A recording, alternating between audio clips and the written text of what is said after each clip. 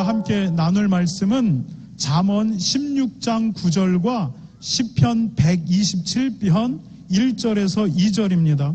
우리가 함께 나눌 말씀은 잠언 16장 9절과 시편 127편 1절에서 2절까지를 우리가 함께 교독하도록 하겠습니다. 여러분, 먼저 잠언 16장 9절을 함께 읽겠습니다. 시작. 사람이 마음으로 자기의 길을 계획할지라도 그 걸음을 인도하시는 여호와시니라. 시편 127편입니다. 여호와께서 집을 세우지 아니하시면 세우는 자의 수고가 헛되며 여호와께서 성을 지키지 아니하시면 파수꾼의 깨어있음이 헛되도다. 너희가 일찍 일어나 늦게 누우며 수고의 떡을 먹음이 헛되도다. 그러므로 여호와께서 그의 사랑하시는 자에게 잠을 주시는도다. 아멘. 여러분, 제가 화면을 볼 때마다 얼굴이 되게 살이 계속 붓는 것을 느껴요. 여러분, 그런데 이게 편안해서 붓는 게 아니라 스트레스 때문에 붓고 있구나, 이렇게 생각하시면 됩니다. 제가 스트레스를 좀 받으면 잘 많이 먹는 습관이 있어요. 그래서 여러분, 이렇게 얼굴에 살이 붙으면 목사님 또 스트레스 받는데 기도해야겠다. 그래서 살이 붙으면 기도의 사인이다, 이렇게 생각하시면 됩니다. 자, 여러분, 저희 가정은 지난 2달 동안 옥빌에서 살집을 구하기 위해 정말 열심히 찾아다녔습니다. 옥빌 이곳저곳, 그리고 옥빌과 미시사가 사이에 거의 안 가본 지역이 없습니다. 집들을 방문하고 콘도를 방문하고 타운하우스도 보고 가격도 비교하고 스페이스도 비교하고 우리의 상황도 다 분석하고, 그리고 어떤 곳은 얻을 수 있겠다 생각했던 곳도 있고, 이것은 반드시 되겠다라고 했는데 날아간 것도 있습니다. 그런데 결국 지난주에 최종적으로 이사할 집을 찾아서 이사를 했습니다. 그런데 이런 우리의 노력에도 불구하고 우리가 정작 지난주에 찾은 집은 우리가 전혀 생각하지 않은 사람을 통해서 생각지도 않은 위치에, 그리고 우리가 심지어 가서 확인도 하지 않은 집을 들어가게 되었습니다. 여러분, 사실 지금 들어간 그 집의 위치는 우리가 여러 가지 이유로 의도적으로 이쪽 위치는 가지 말자라고 처음부터 배제해 놨던 지역입니다. 그런데 결국은 그 지역으로 들어가게 되었습니다. 보지도 않고 그 집을 계약을 했고, 렌트 리얼터가 이렇게 번갯불에, 쉽게 말하면 번갯불에 콩볶아 먹듯이 이렇게 진행되어지는 사람을 처음 봤다라고 얘기해요. 토요일 날 아침에 오후부터죠. 오후부터 서류를 넣고 주일날 저녁에 억셉트를 받고, 그리고 월요일날 키를 받아서 월요일날 오후부터 이사를 그렇게 시작했어요. 자기 렌트 리얼터 하면서 이렇게 속전속결 진행되는 건 우리 리얼터도 처음이고 그 상대방 리얼터도 처음이다, 이렇게 얘기를 합니다. 하나님이 결국은 이곳으로 이끄신 겁니다. 그런데 우리가 봤던 어떤 집보다도 크고, 우리가 봤던 어떤 집보다도 오래되지 않고, 그리고 가격도 굉장히 다른 집들에 비해 이렇게 저렴한 곳으로 가게 되었습니다. 여러분, 우리의 2달간의 노력은 다 하나님이 무시한 채 우리가 생각지도 않은 사람, 생각지도 않은 위치에, 그리고 심지어 우리가 가보지도 않은 곳을 그냥 계약하게 하셨고, 그리고 이틀 만에 그곳으로 들어가게 하셨습니다. 여러분, 세상 사람들은 인생의 결과가 사람의 노력으로 결정된다라고 생각을 합니다. 내가 얼마나 많이 노력을 하느냐에 따라서 인생의 결과가 달라진다라고 믿고 삽니다. 그러나 성경은 한 번도 그런 이야기를 한 적이 없습니다. 성경은 끊임없이 인생의 결과는 하나님의 손에 달렸다. 우리의 노력에 달린 것이 아니라 하나님에 의해 인생의 결과가 달라진다라고 말하고 있습니다. 여러분, 잠언 19장 19절은 이렇게 말합니다. 우리가 함께 다시 한번 읽어보도록 하겠습니다. 함께 읽겠습니다. 잠언 16장 9절입니다. 16장 9절을 함께 읽겠습니다. 시작. 사람이 마음으로 자기의 길을 계획할지라도 그의 걸음을 인도하시는 여호와시니라. 시편 127편 1, 2절을 한번 읽어보도록 하겠습니다. 집을 세우지 아니하시면 세우는 자의 수고가 헛되며 여호와께서 성을 지키지 아니하시면 파수꾼에 깨어 있음이 헛되도다. 너희가 일찍 일어나고 늦게 누우며 수고의 떡을 먹음이 헛되도다. 그러므로 여호와께서 그의 사랑하시는 자에게 잠을 주시는도다. 인생의 결과가 사람의 손에 있지 않다는 겁니다. 우리가 아무리 계획을 해도 결국 그 걸음을 인도하는 분은 하나님이고 하나님의 손에서 결과가 나온다, 이렇게 말하는 겁니다. 여러분, 우리가 아무리 집을 세우려고 애를 써도 하나님이 허락하지 않으면 그 집이 절대로 세워지지 않는다라고 말합니다. 성을 지키는 파수꾼이 아무리 깨어 있어서 적이 오는지 안 오는지 눈을 부릅뜨고 지켜보고 있다 할지라도 하나님이 그 성을 지켜주지 않으면 파수꾼이 깨어 있다라고 해도 적들이 성 안으로 들어온다라는 겁니다. 성경은 인생의 결과가 사람의 노력 여하에 달린 것이 아니라 하나님의 손에 달려 있다, 이렇게 말하고 있습니다. 여러분 인생의 최종 결과가 여러분의 노력에 있지 않습니다. 하나님께 있습니다. 이것을 인정하고 사는 사람들이 그리스도인입니다. 그렇기 때문에 우리가 하나님을 경외하는 마음을 가져야 되고 하나님을 두려워하는 마음을 가져야 되고, 그렇기 때문에 우리가 하나님을 의지하는 겁니다. 여러분, 인생이 내 노력 여하에 달렸다라고 한다면 나를 의지하면 됩니다. 내 노력을 의지하면 됩니다. 내 능력을 의지하면 됩니다. 그러나 인생은 그렇지 않다는 겁니다. 여러분, 이 세상에서 자기의 인생에 최선을 다하지 않는 사람은 아무도 없습니다. 그냥 자기 자신을 자포자기한 사람들, 그 사람들도 그 상태가 되기 전까지 철저하게 최선을 다해 자기의 인생을 삽니다. 최선의 결과를 위해서 살고 최고의 결정을 위해서 고민합니다. 그러나 여러분, 그렇다고 해서 그 모든 인생이 아름다워지는 것은 아닙니다. 성경은 인생의 결과는 하나님의 손에 있다라고 말하고 우리에게 그 하나님께 기대야 한다라고 말하는 것입니다. 여러분, 그런데 우리가 신앙생활을 하면서도 우리는 이것을 삶의 주권이라 그러죠. 삶의 주권을 하나님 앞에 내어드리지 않고 계속해서 내가 쥐고 있는 사람이 있습니다. 인생이 내 뜻대로 되지 않는다는 것을 아는데도 우리는 집요하게 이 인생에 대한 삶의 주권을 내려놓지 못합니다. 그리고 내가 꼭 움켜쥐고 살아갑니다. 내 능력에 따라, 내 노력에 따라 삶의 결과가 달라진다고 고집스럽게 믿고 있습니다. 그래서 능력이 부족하다거나 노력이 부족하다라고 느껴지기 시작하면 이제 불안해지기 시작합니다.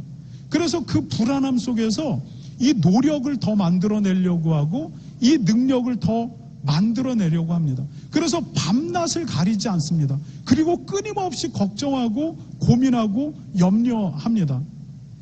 여러분, 성경은 우리의 열심이나 노력을 폄하하지는 않습니다. 여러분, 성경은 우리에게 열심히 살아라, 게으르지 말아라, 이렇게 권면합니다. 왜냐하면 하나님 앞에 그것이 옳은 삶이기 때문입니다. 그리고 하나님이 이 세상에 일반적으로 두신 삶의 원리가 뭐냐면 노력하는 만큼 얻게 되는 것. 이것이 하나님이 두신 일반적인 삶의 원리이기 때문에 하나님이 열심히 살고 노력하라고 말합니다. 그러나 최종 결과는 누구의 몫이냐면 하나님의 몫이다라고 끊임없이 말합니다. 우리가 그리스도인이 노력하는 이유는 이 노력이 내 결과를 바꾼다고 믿기 때문이 아니라 노력하면서 사는 것이 하나님이 기쁘게 여기시는 삶이기 때문에 노력할 뿐입니다. 이것이 내 인생을 바꾸지는 않습니다. 인생을 바꾸는 키, 그것은 하나님의 손이라고 하는 것입니다. 여러분, 우리가 아무리 노력해서 밭에 씨앗을 심는다고 해도 하나님이 비를 내리지 않으면 밭에서 이 씨앗은 절대 싹을 틔우지 못합니다. 여러분, 씨앗이 싹을 틔워서 그리고 자라나서 곡식을 메워서 벼가 이삭이 숙여졌다라고 할지라도 우리는 이제 곧 추수할 수 있겠구나라고 생각해도 하나님이 태풍으로 이것을 쓸어가 버리면 우리는 아무것도 얻지 못합니다. 여러분, 우리가 심지어 이것을 다 수확을 해서 창고에 스토어링 다 쌓아놓고 우리가 생각하기를 이제부터 나는 넉넉하고 배부르게 잘 살아야겠다라고 다짐한다 할지라도 하나님이 어느 날 이 창고에 불을 내셔서 한꺼번에 가져가시면 우리 손에 남는 것은 아무것도 없습니다. 여러분, 일의 최종적인 결과는 사람의 손에 달려 있지 않고 하나님의 손에 달려 있습니다. 그리스도인은 이것을 인정하면서 하나님 앞에 삶의 주권을 딱 내어놓는 사람들입니다. 여러분, 기독교 신앙에서 최정점, 사람이 가장 바라볼 수 있는 최정점의 목표는 무엇이냐면 구원에 이르는 것입니다. 여러분, 구원도 마찬가지입니다. 이 세상 사람들은 말하기를 천국 가는 것이 자기 노력의 결과라고 말합니다. 내 노력 여하에 따라 천국에 갈 수도 있고 지옥에 갈 수도 있다 생각합니다. 그래서 천국에 가려고 한다면 더 많은 헌금을 해야 된다라고 말하고 그리고 더 많은 공로를 쌓아야 한다라고 말합니다. 여러분, 만약에 이 원리가 맞다라고 한다면 목회가 얼마나 쉬워지는지 모릅니다. 여러분, 교회 재정이 지금 안 좋은데 조금 더 헌금을 하십시오. 그래야 하나님이 여러분을 천국으로 보내주실 것 아닙니까? 종교개혁 이전에 로마의 성 베드로 성당을 지을 때 로마 카톨릭이 뭐라고 이야기했냐면 성 베드로 성당을 짓는 연복에 거기에 여러분이 동전을 땡그랑 떨어뜨릴 때마다 여러분의 공로가 하늘에서 쌓여서 여러분들이 천국으로 갈 수 있는 티켓을 얻게 된다. 이렇게 가르쳤습니다. 여러분, 여러분의 공로에 따라서 여러분은 천국을 갈 수도 있고 지옥을 갈 수도 있다. 성경은 이런 가르침을 가르친 적이 한 번도 없습니다. 성경은 구원은 철저히 하나님의 은혜의 기댐으로 말미암아 간다라고 말합니다.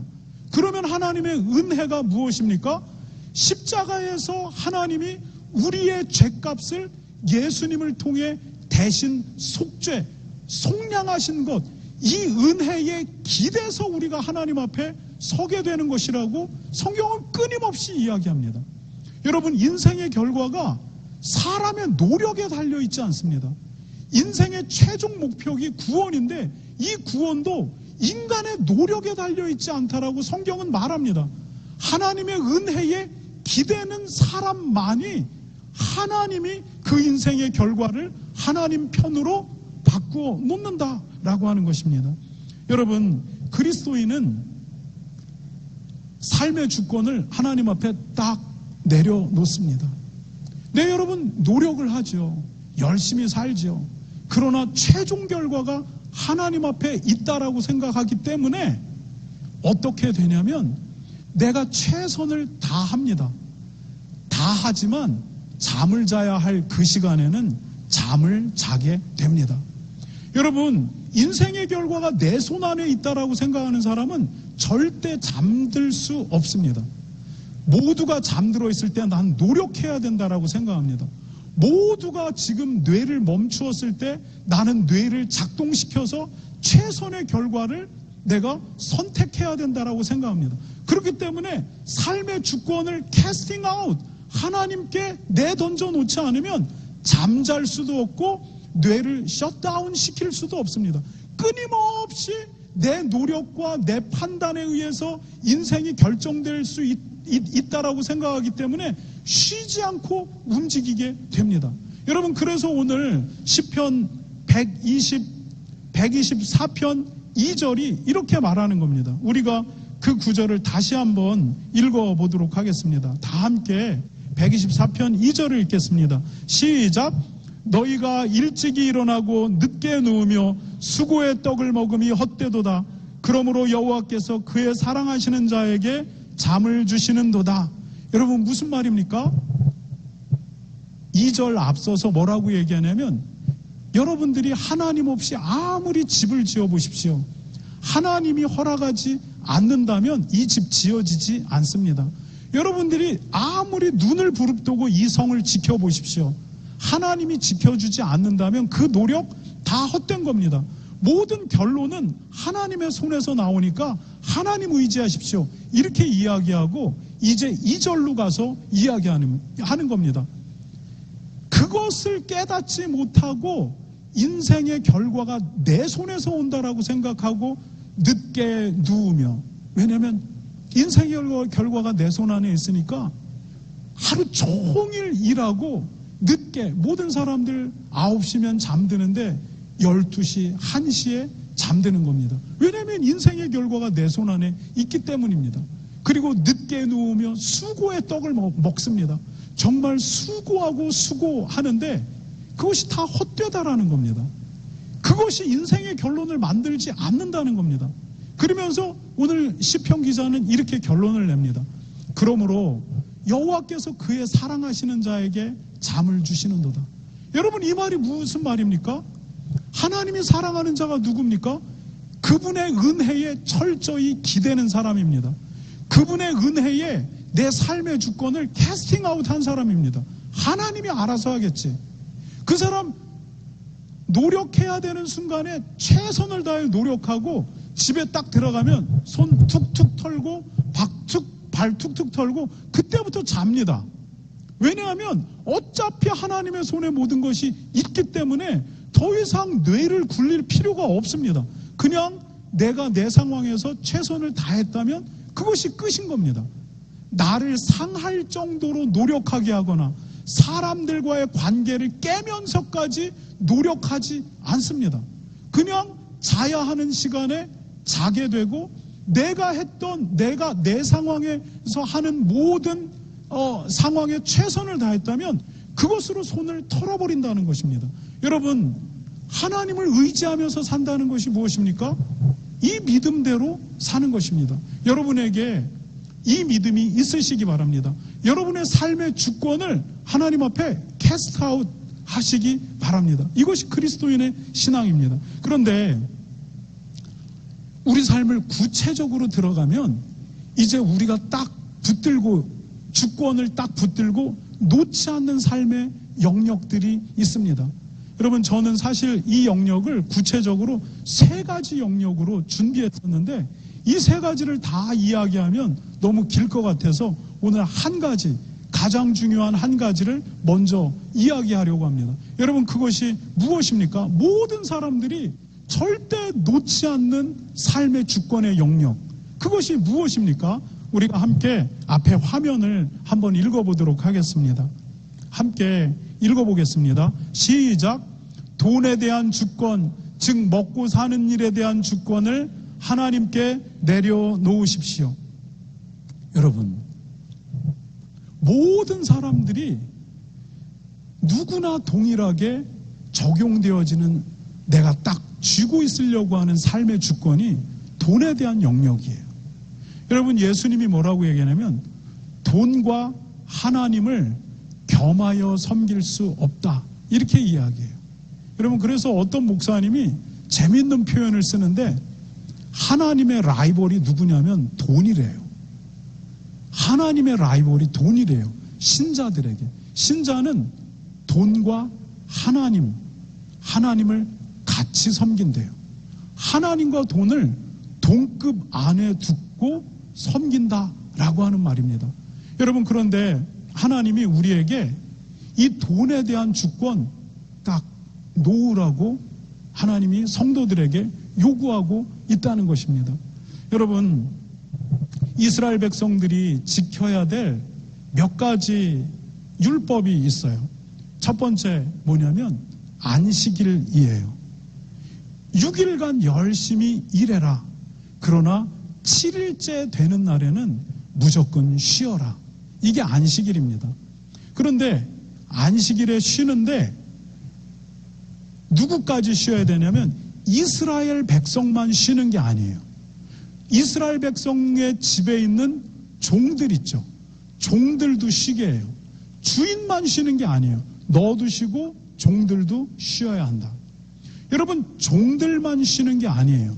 너희 집에 있는 짐승들도 쉬게 해라. 소 있냐? 낙이 있냐? 말 있냐? 그 짐승들도 모두 쉬게 해라. 그날은 누구도 일하면 안 된다. 이게 안식일법입니다. 여러분, 광야에서 하나님이 이 법을 이스라엘 백성들에게 주셨는데 다음에 어떤 일이 일어났느냐? 이스라엘 백성 중 한 명이 안식일의 명령이 선포되었음에도 불구하고 광야에 나가서 땔감을 구하러 일하러 안식일에 나가게 됩니다. 모세가 그 사람을 죽이라고 이야기합니다. 여러분, 6일간 일하고 7일째는 무조건 쉬어라. 여러분, 그러면 7일째 되는 날 농사 짓는 사람은 갑자기 밭에 김을 매러 가야 되는 상황이 있어요. 시간을 놓치게 되면 잡초가 급속도로 일어나게 됩니다. 농사 짓는 사람이 벼를 베야 하는데 타이밍이 있어요. 여러분, 이 타이밍을 놓치게 되면 우리가 아무 소득도 거두지 못하고 비에 다 젖어서 다 잃어버릴 수도 있습니다. 여러분, 안식일에 짐승들에게 문제가 있어서 짐승들을 돌보러 나가야 하는 상황이 있어요. 그런데 하나님이 다 내려놓으라고 이야기합니다. 하나님께 맡기라는 거예요. 그냥 그것에 대한 주권, 짐승들, 밭에 대한 것들, 모든 주권 캐스트아웃하고 하나님 신뢰하고 아무것도 하지 말라. 이렇게 명령하는 겁니다. 이게 안식일입니다. 그런데 여러분, 안식일은 양호한 율법이에요. 안식일을 능가하는 율법이 있는데 그것이 바로 안식년 율법입니다. 안식년은 무엇이냐? 6년 동안은 농사 져라. 그러나 7년째 되는 해에는 농사 짓지 말라는 겁니다. 7년째 되는 해에는 너희 포도원의 포도, 감람나무 동산의 감람나무 열매 아무것도 수확하지 말라는 겁니다. 7년째 되는 날 농사도 짓지 말고 포도 열매도 따지 말고 감람나무 열매도 수확하지 말고 그대로 다 내버려둬라. 그러면 우리에게 드는 질문이 있습니다. 그럼 하나님 무엇을 먹고 삽니까? 6년 동안은 그렇게 하는데 이제 7년째 되는 날은 그렇게 하지 말래요. 그러면 그 해 가을과 겨울에 무엇을 먹습니까? 그 해 가을과 겨울에 가을에 얻은 것들이 그 다음날 봄과 여름까지 먹게 되는 건데 그 다음날 봄과 여름까지 못 먹게 되고 그 다음에 또 심으면 가을에 또 얻어야 되잖아요. 햇수로는 3년간을 아무 소득이 없이 살게 되는 거예요. 그러면 우리의 질문은 그럼 하나님 어떻게 먹고 살라고 이런 명령을 하는 겁니까? 라고 우리에게 질문이 등장하잖아요. 여기에 대해서 하나님이 이스라엘 백성들에게 이렇게 답을 하십니다. 우리가 함께 레위기 25장 20절에서 22절을 한번 읽어보겠습니다. 제가 먼저 읽겠습니다. 만일 너희가 말하기를 우리가 만일 7째 해에 심지도 못하고 소출을 거두지도 못하면 우리가 무엇을 먹으리요 하리라. 여러분입니다. 시작.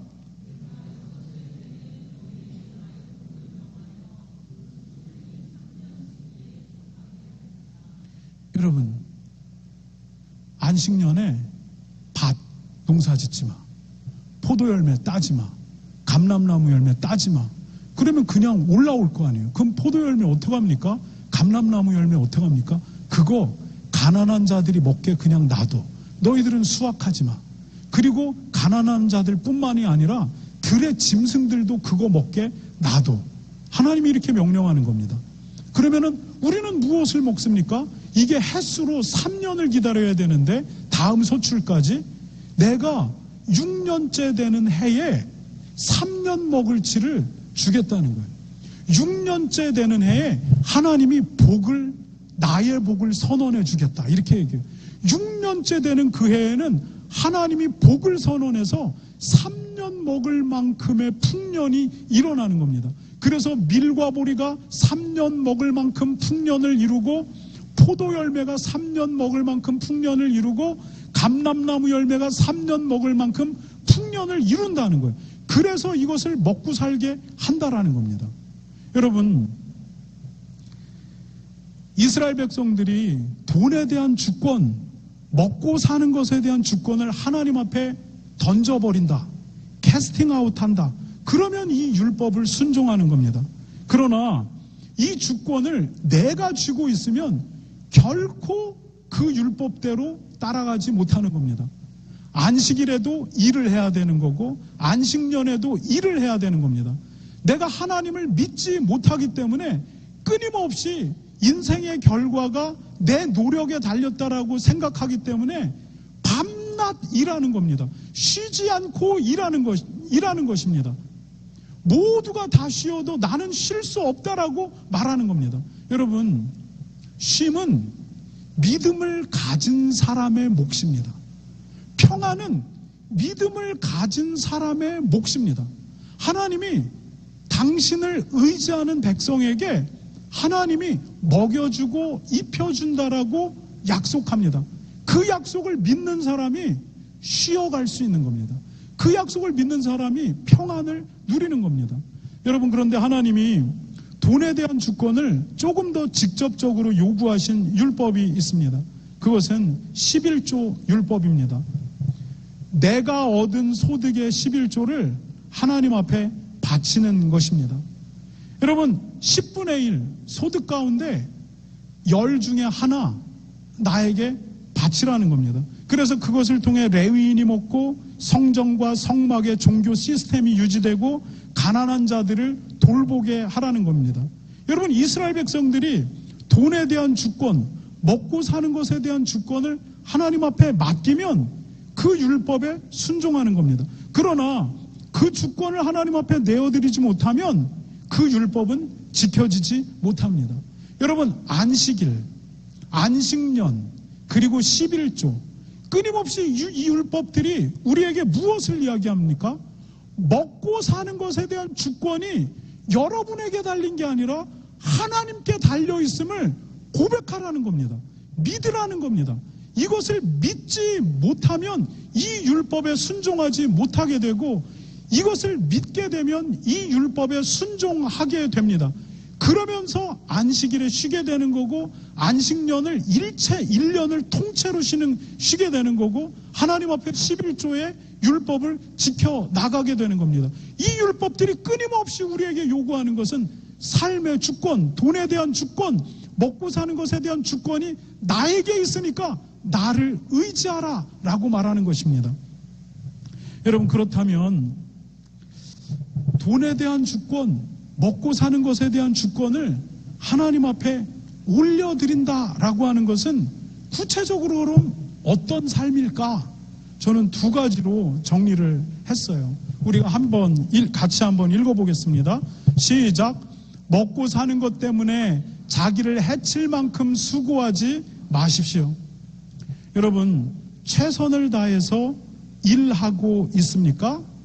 그러면 그 최선을 다하고 오는 소득으로 만족하시기 바랍니다.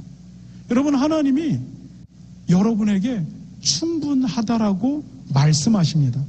만약 여러분이 하나님 이거 갖고 더 충분하지 않아요, 더 필요해요 라고 여러분이 생각하신다면 하나님이 때때마다 그 필요를 채워주실 것입니다. 여러분 그 하나님을 신뢰하시기 바랍니다. 예수님이 뭐라고 이야기하냐면 하늘의 새를 보고 들에 핀 꽃들을 봐라. 새들은 창고에 쌓지도 않고 그리고 꽃들은 자기의 옷을 예쁜 옷을 이렇게 쌓아놓지도 않는데 하나님이 먹이시고 다 입힌다. 그런데 하나님을 의지하는 자기 백성을 먹이지 않겠느냐? 이것이 하나님의 말씀입니다. 여러분 이 하나님을 신뢰하시기 바랍니다. 그런데 이 하나님을 신뢰하지 않게 되면 어떻게 되느냐? 우리가 우리 스스로의 필요를 채우려고 나를 망가뜨리고 다른 사람을 망가뜨리면서까지 열심을 내게 됩니다. 여러분 그것은 하나님의 뜻이 아닙니다. 여러분 여러분을 해치고 다른 사람을 해칠 만큼 수고하고 있다면 여러분이 느끼는 그 필요는 필요한 필요가 아니라 여러분의 욕심이고 욕망일 수 있습니다. 그것은 하나님 앞에 점검이 필요한 욕망입니다. 조정이 필요한 욕망입니다. 만약에 정말 여러분이 더 필요하면 하나님이 여러분의 필요를 채워주실 것입니다. 여러분 그 하나님을 신뢰하시는 여러분이 되시기 바랍니다. 그 하나님을 신뢰하고 놀아야 될 때 쉬시기 바라요. 자야 할 때 주무시기 바라요. 여러분 베델 침례교회 존 파이퍼 목사님이 기쁨의 신학이라고 하는 신학적 이렇게 그 프레이즈를 하나 만듭니다. 기쁨의 신학. 하나님이 이 땅을 누리고 즐거워하고 하나님을 기뻐하면서 살라라는 겁니다. 여러분 하나님 신뢰하면서 쉬라는 겁니다. 하나님 신뢰하면서 이 땅을 누리라는 겁니다. 여러분 왜냐하면 하나님의 손 안에서 하나님의 백성들에게 기쁨을 누릴 수 있도록 하나님이 공급하시고 이끌어 주신다라고 하는 것입니다. 여러분을 상하게 할 만큼 수고하는 것은 하나님의 뜻이 아닙니다.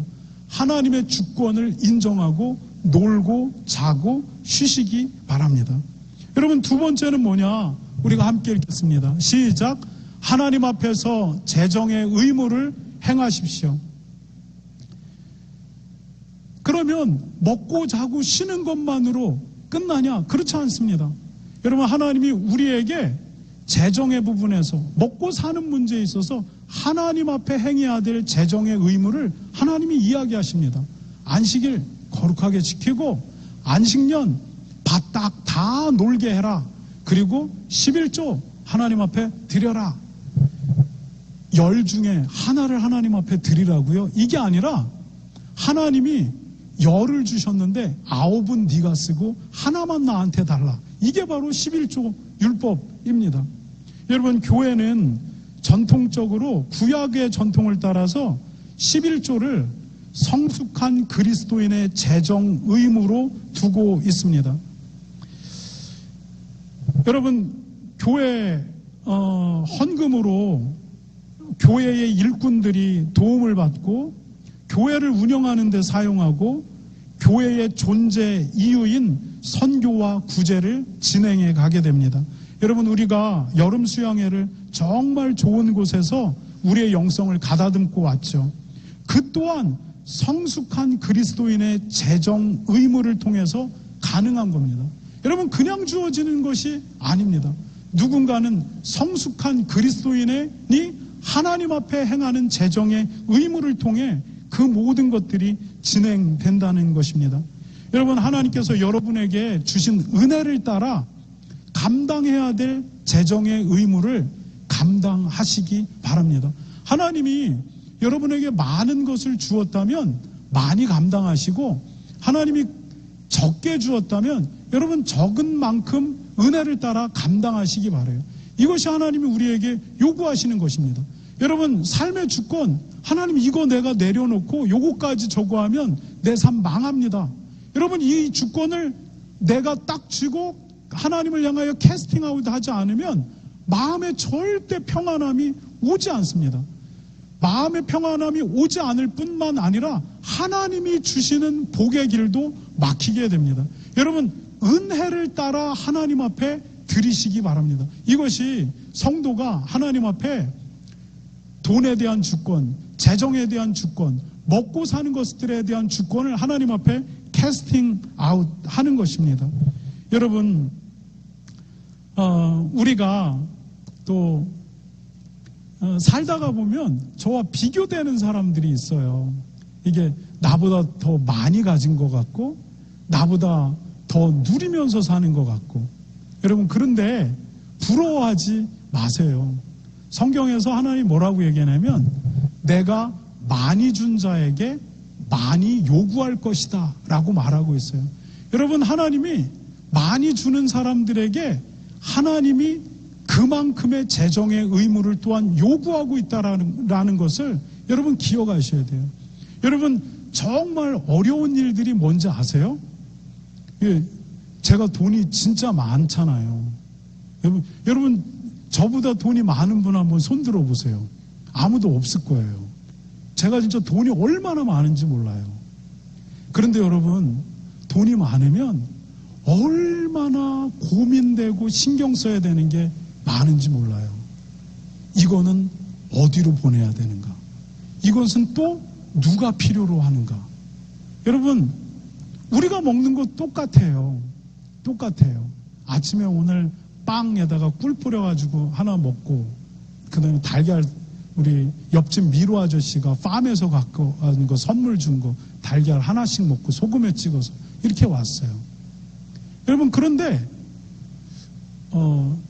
하나님 앞에 저는 하나님 앞에 11조의 의무만 완벽하게 행하잖아요. 그러면 우리가 나눠야 될 게 너무 많아요. 나눠야 될 사람, 나눠야 될 것들이 얼마나 많아지는지 몰라요.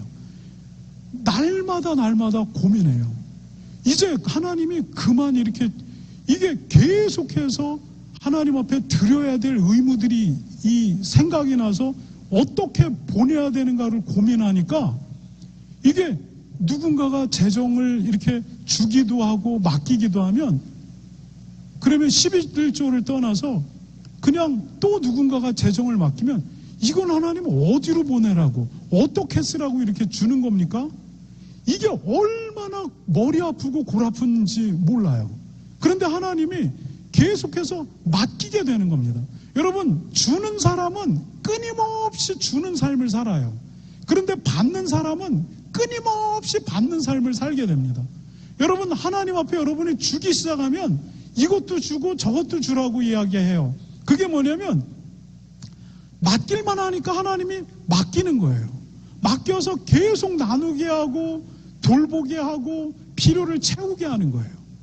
여러분, 하나님이 누군가에게 많이 맡겼다라고 해서 시기하거나 질투하지 마세요. 그만큼 하나님이 그 사람에게 요구하는 것들이 많다라고 하는 것을 기억하시기 바랍니다. 그리고 여러분들도 그렇게 하나님이 되게 해달라고 그런 삶을 살 수 있게 해달라고 하나님 앞에 기도하시기 바라요. 그리고 하나님이 주시면 거기에 합당하게 재정의 의무를 행하시기 바라요. 근데 문제는 뭐냐? 하나님 앞에 달라고 요구는 합니다. 그러나 재정의 의무는 행하지 않습니다. 인풋만 있고 아웃풋이 전혀 없습니다. 그때 일어나는 것이 뭐냐면 성인병이에요. 이제 혈압 올라가고 고지혈증 일어나고 당뇨 일어나서 이제 발이 점점 썩어가게 됩니다. 여러분, 하나님께서 끊임없이 붓고 있는데 아웃풋이 없다라고 한다면 우리의 삶에 반드시 문제가 일어납니다. 그가 하나님의 백성이라면 반드시 그 삶에 문제가 일어나요. 병증이 일어납니다. 당뇨병과 같은 일들이 일어나고 고지혈증과 같은 일이 일어나고 혈액순환이 일어나지 않는 일들이 반드시 그 삶에 일어나요. 그럼에도 불구하고 우리는 절대 아웃풋을 하지 않습니다. 그만큼 우리가 고집스럽게 삶의 돈에 대한 주권, 먹고 사는 것에 대한 주권을 내가 딱 쥐어버립니다. 여러분, 그런데 하나님이 하나님 앞에서 재정의 의무를 행하라고 우리에게 요구합니다. 이것이 바로 돈에 대한 주권, 삶에 대한 주권을 하나님 앞에 던져내는 일이라고 성경은 말하고 있습니다. 여러분, 이제 말씀을 마칩니다. 그리스도인은 하나님께 삶의 주권을 내어드린 사람이에요. 삶의 결과는 절대로 내 손 안에 있지 않습니다. 우리가 얼마나 고집스러운지 몰라요. 이거 머리로 딱 아는데 이게 마음으로 와서 믿음으로 와서 이게 딱 놓아지는 일은 정말 쉽지가 않습니다. 그런데 여러분, 하나님이 삶의 주권, 돈에 대한 주권, 이거 내려놓으라고 이야기합니다. 여러분, 하나님 앞에 그 주권을 내어드리는 여러분들 되시기 바라요. 그러할 수 있도록 하나님이 나를 이끌어 가달라고 기도하시기 바라요. 여러분, 성숙의 차이가 다 달라요. 믿음의 성숙도가 다 똑같지 않아요. 믿음이 하나님 앞에 성숙하면 성숙할수록 그러할 수 있는 능력들이 더 많아지게 되고, 믿음이 자라지 않으면 안 할수록 이것들을 내려놓는 일들이 잘 이루어지지가 않아요. 여러분, 하나님 앞에서 삶의 주권을 내려놓는 믿음이 여러분의 안에 성숙함으로 일어나는 여러분 모두가 되기를 소망합니다. 이 시간에 함께 기도하도록 하겠습니다.